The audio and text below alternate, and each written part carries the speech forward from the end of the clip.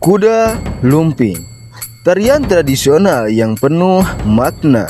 Setiap hentakan kaki, setiap iringan gamelan, buat tahun-tahun lalagasan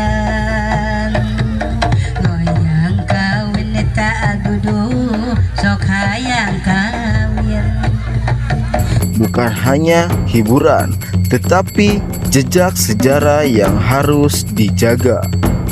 Melestarikan kuda lumping berarti menjaga identitas budaya bangsa agar tidak hilang ditelan zaman.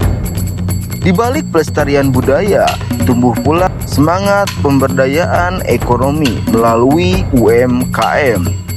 Masyarakat menghadirkan aneka kuliner seperti jajanan dan lainnya.